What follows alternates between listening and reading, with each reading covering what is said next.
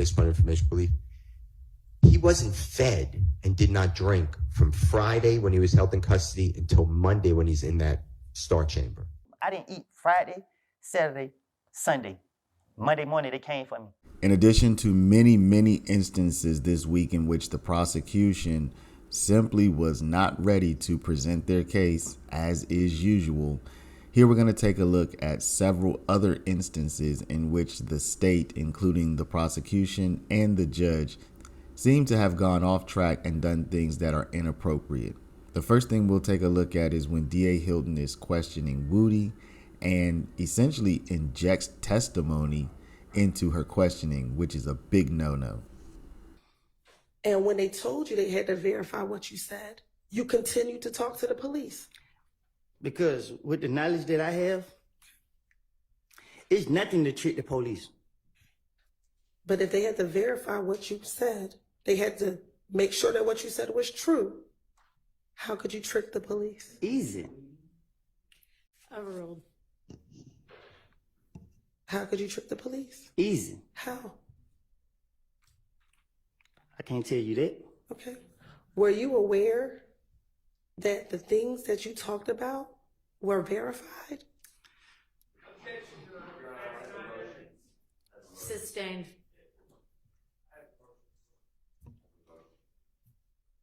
All right, we're gonna take a quick break. Y'all all step back to the jury room for me. Thank you. All right, from here.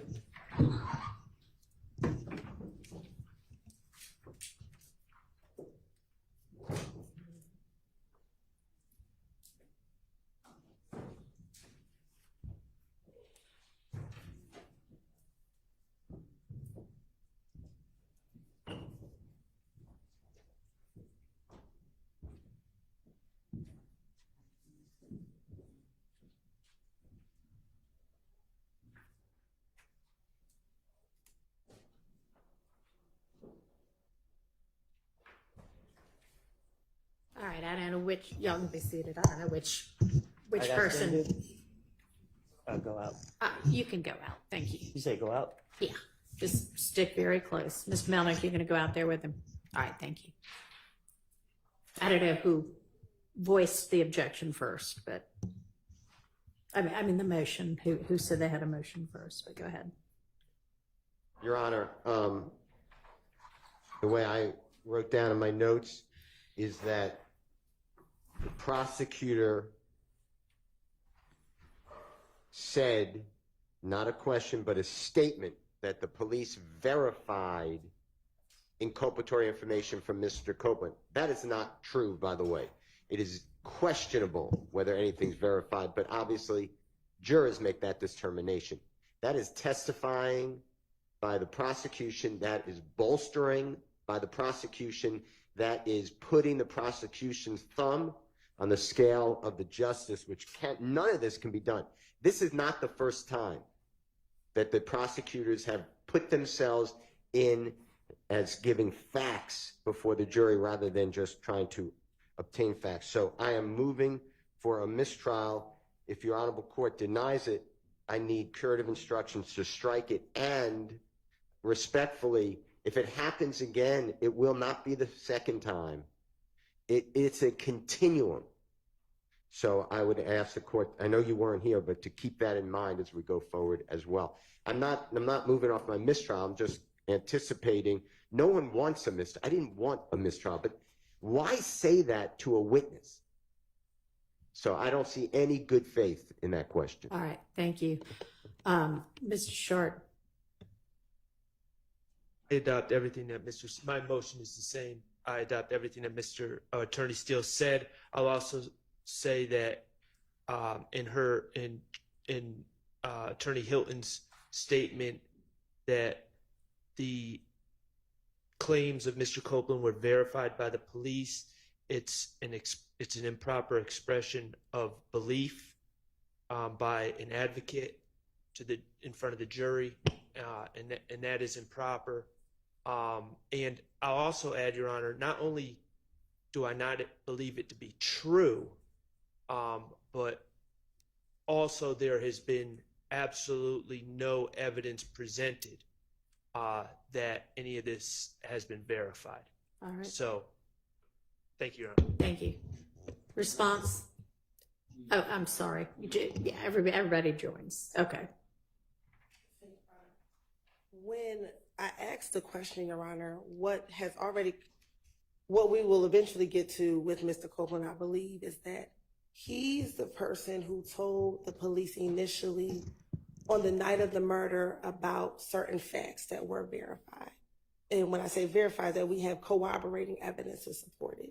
So Mr. Copeland, when he talks to police in June of 2015, he told the police that Mr. Williams rented the car that was used in the murder from, Can I stop you for just a second? yes, It may be that some of the things were verified. It may be you have presented evidence or will present evidence that some of the things were verified. The question that you asked was, did you know that all of the things you told them were verified? So that's the issue. okay. And I didn't mean all, but some of the things that he told police were corroborated. Maybe my better Don't version think should that's have how you said it. correct. So it was inartful, but what I was talking about is the things that he told police was corroborated All by right. other evidence. And so, So do you have a response to their motion for mistrial with regard to you having said, did you know that all of the things you told the police were verified? Your Honor, I would ask that a mistrial not be granted, but that you ask the jury to strike that question, and I can rephrase the question. All right, you need to be more artful Yes. from the get-go with your questioning from here on out, understand? Yes, sir. All right, I propose to instruct the jury, remind the jury that nothing that any attorney says in questioning is evidence, and also to strike Ms. Hilton's last question entirely from their minds. Any further curative instructions proposed? No, Your Honor. Next, we take a look at a situation where Woody asks the court if he has protection in the form of federal and state immunity, and they tell him yes, even though there's no evidence that any type of federal immunity has been granted to Woody for this case. Now, did this shooting of Rich Homie Quan's daddy's barbershop start the beef between If Gang and YSL? The beef was never between If Gang and YSL. Okay. The beef was between me, Threat, and Shell Kell. Rich Homie Quan, because Shell Kell was trying to rob Rich Homie Quan. The streets threw YSL into what me and Threat had going on. Well, that takes me back to the shooting at Lakewood, right? Can you repeat that? Sure. You just said that the streets brought YSL into what you and Threat had going on, correct? That's what you just said? Mm-hmm. Is that a yes for the record? Yes, my bad. So going back to the shooting at the gambling house, when you learned that Shell Kell was the one who shot up Thug's vehicle, did you and Shell Kell squash your beef when the two of you met at the Cascade skating rink? Nothing I say could be used in no courtroom, That is correct. federal or state. Is that the parameters of the immunity or? Nothing can be used. Correct. And what your question was? When you and Shell Kell met at the Cascade skating rink, did the two of you shake hands and say that the beef was over when y'all met at the Cascade skating rink? I put a gun out on him At the Cascade skating at the rink? Cascade skating ring. Okay. Well, who'd you pull it out on? Shell Kell. And once you pulled the gun out on Shell Kell, what happened? I had somebody with me that I didn't want to get caught up in my bullshit, my shenanigans. Who was with you? I can't recall. Now we're going to see where the court actually let Woody testify, even though apparently the court knew that his attorney, Melnick, had been suspended. So they let him testify during the morning. Seems like during lunch he must have learned that Melnick was suspended. So when he comes back from break, he says, "Hey, I don't want to testify without legal representation." And the court says, "Oh yeah, we knew that." But nobody apparently told him. I have no idea how this could happen. May I speak, Young? I was told that Mr. Melnick been suspended, and I don't want to speak without my attorney. All right. Let me excuse y'all back again. All right, give us just a second. Yeah, that was brought to our attention fairly recently as well. The thing is, he's going to be suspended for 6 months from practicing. It doesn't have anything to do with this case, but do you have another attorney that you want to engage, or would you like for me to find a volunteer, basically? I would like for you to find one. All right. Well, I had already, actually, the public defender's office had been in contact with me to try to find somebody without a conflict, and they have found somebody named Charles Engelberger. So let me try to get in touch with him. Finally, we take a look at yet another example of Judge Whitaker trying to cover for Judge Glanville to the detriment of YSL defendants. It is clear that Whitaker does not want any questioning relating to Glanville's actions in this case, but as Brian Steele correctly argues, Glanville injected himself in this case when he made statements to Woody to compel him to testify, when he gave him false information about potential sentencing or jail time if he didn't testify, when he said, "We need you to testify," etc., etc. So here Brian still brings it up. And we also have a clip where previously Whitaker said that Steele could bring these questions up. Now she circles back around before cross-examination and contradicts herself. Brady, as you said, evidence. Yes, I have it now. But why wasn't I told that?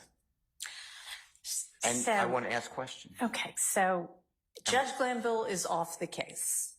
That all would go to whether it's appropriate for Judge Glanville to be on this case. That has been taken care of. My understanding of the law is the motivation for any witness to testify is admissible evidence.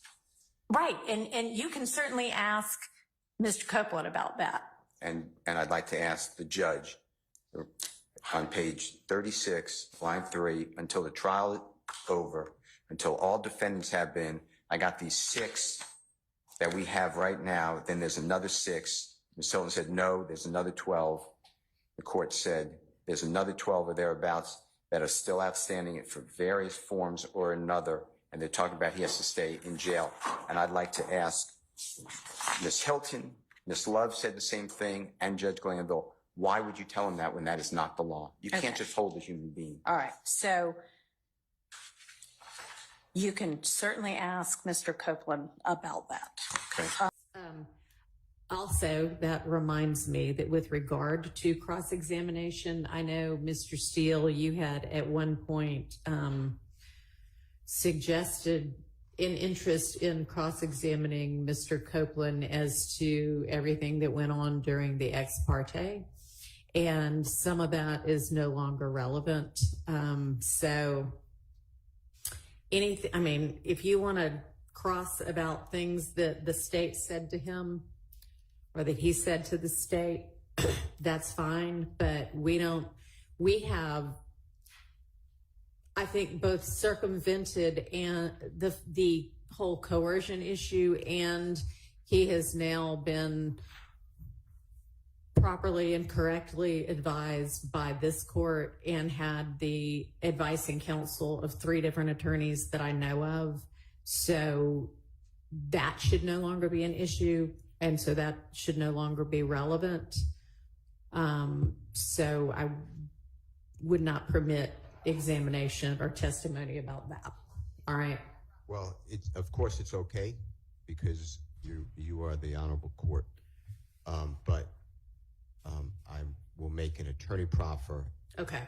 because if you'll accept it, otherwise I could do it with Mr. Copeland. But I respectfully disagree. Okay. Mr. Copeland on the 7th of June 2024 stated, and in my way I understand the law, he doesn't have a Fifth Amendment, but he refused to testify. And Correct. He used the Fifth Amendment as whatever, his statement.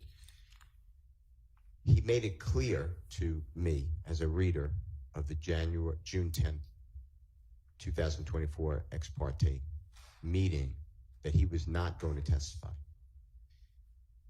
He said in court, outside the presence of the jury, that he was pressured. Please check the record with Ms. Winfrey. If he didn't use that word, he would use a similar word.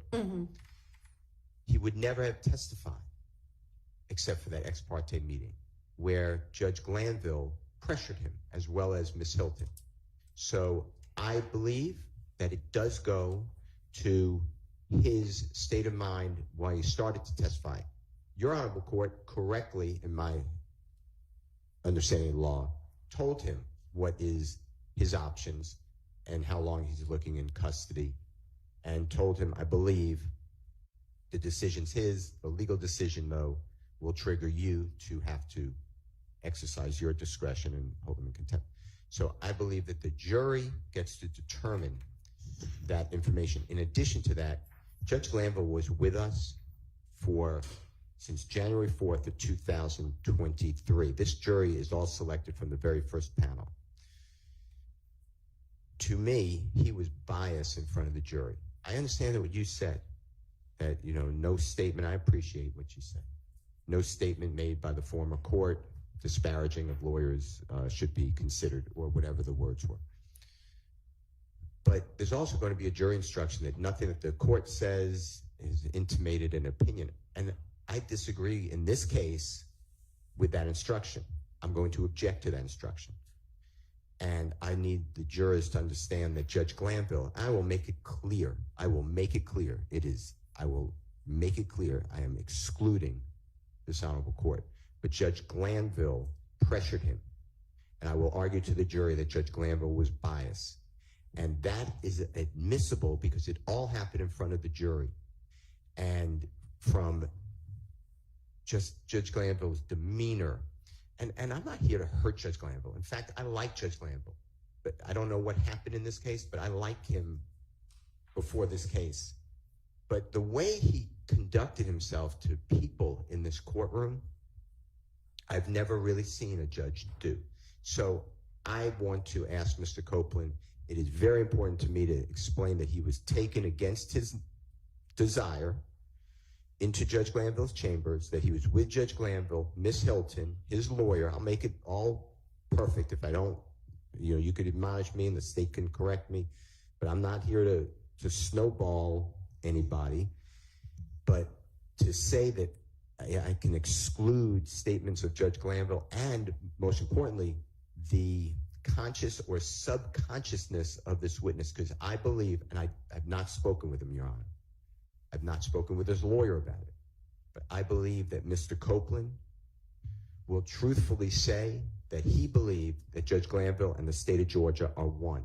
And that comes out when Judge Glanville specifically says, and I don't remember the transcript page right now, but it's something to the effect of, we need your testimony. There's no we. Nobody needs anybody's testimony. If he didn't want to testify, I've had witnesses tell me, I'm not testifying. We subpoena them and come to court. They're held in contempt. There's nothing that the judge can do because the judge can't give immunity, so they can't compel the person to do it. So the person invokes the Fifth Amendment and they just leave. That is unfortunate, but that's a reality. There is no we. So with all that being said, I'm making an attorney proffer that if you prevent me from doing that, and Judge Glanville prevented me already, I'm just telling you, he prevented me from cross-examining Agent Racy, he's an FBI agent, on misstatements made by the prosecution, knowing misstatements, knowing the prosecution, it's Ms. Hilton, knew that a gentleman who's the same last name as a court reporter entered an invalid, coerced guilty plea. Judge Glanville stopped me again from getting into the truth of that matter. It's never been corrected. The point I'm trying to make to you is that all came out in front of the jury. So yes, I am going to intend to do, I will follow your rule, obviously, but I intend to cross-examine Mr. Copeland, not only what was said by Ms. Hilton, but what was said by Judge Glanville. I will be respectful. I'm not here to, throw some odd names about Judge Glanville. I will just be very specific. And then if he doesn't answer my questions, I'm stuck with his answer of, I don't recall, or whatever has been going on in this courtroom. But I don't believe that you should limit the cross-examination. I didn't do that. All that to me, that was very hurtful to me. And I don't mean hurtful. I mean, it was offensive to our law. That's how I took that. And I know what you said about it. I know what Judge Krause said about it. I look at it totally differently. I've never had a judge do that. I've done a lot of appeals. I know you've done a lot. I've never read a judge doing that. I've never seen a prosecutor do that. So I think that the jurors are entitled to know, and I think Mr. Williams, because he's the one who, God forbid, gets sentenced if I lose, I think they are entitled to know what caused Mr. Copeland from the 7th to be locked up. The jurors saw that. They saw that. He was testifying. He answered maybe 3 questions, maybe 5. He said, I'm not testifying. He invoked his 5th. The jurors were sent out, and he was gone. Jurors come out, and they're dismissed. He's just not there. We're on a long delay. I think that it is not irrelevant to this matter. I think it is more than relevant. I think it's probative. And this is the actual treatment by the former court and the current district attorneys of this case. Okay, I understand your argument, and I am not making my ruling in any sort of an effort to protect Judge Glanville. I do not believe it is relevant to the issues for this jury to determine. With regard to whether Mr. Copeland's testimony between the 7th and the 10th was, I'm sorry, between the 10th and the 12th, was impacted by the ex parte on the 10th. I asked everybody, do we want to do the entirety of Mr. Copeland's testimony over? And everybody said, no, we want what got testified to between the 7th and the 12th at 3 p.m. So y'all had the opportunity to have it all done over, and you chose not to do that. You can ask him about the immunity and whether he'd be testifying without being ordered to.